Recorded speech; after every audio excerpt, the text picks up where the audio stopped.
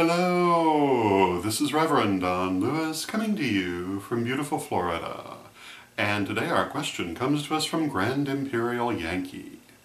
And Grand Imperial Yankee asks if I could elaborate on exactly what the spirit of place means and how one interacts with the spirit of place.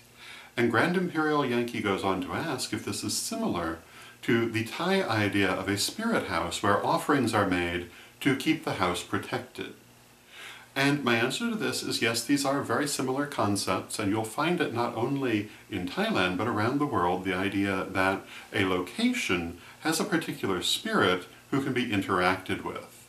Sometimes they're personified much more precisely than others, and this has to do both with culture and with individual experience. But basically, the spirit of place is the particular unique energy of the place, which can be personified and interacted with, much as anything else can be interacted with.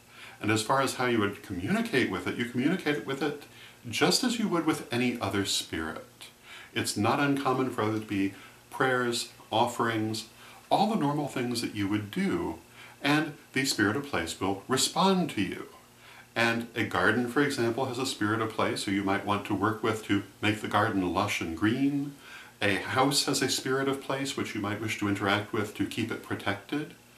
A forest has a spirit of place, but so might an individual clearing within the forest. And for that matter, while the house may have a spirit of place, individual rooms within it might also have their own unique qualities, which might amount to their own individual spirit of place as well.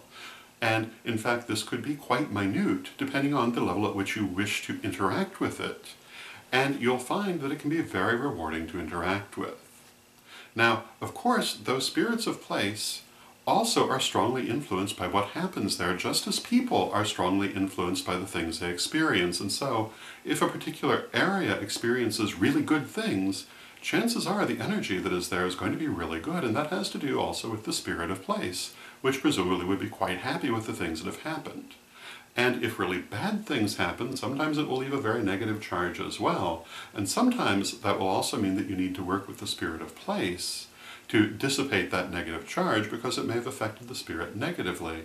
But usually, by making friends with the spirit of place, by working with the spirit of place, perhaps by doing healing for the spirit of place, if it requires it, you'll find that these things can be overcome.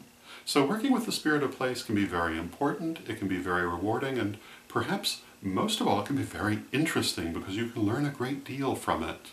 And you must bear in mind that the spirits of place are often very, very old. And therefore they have seen things we have not, or at least not in any way we can remember.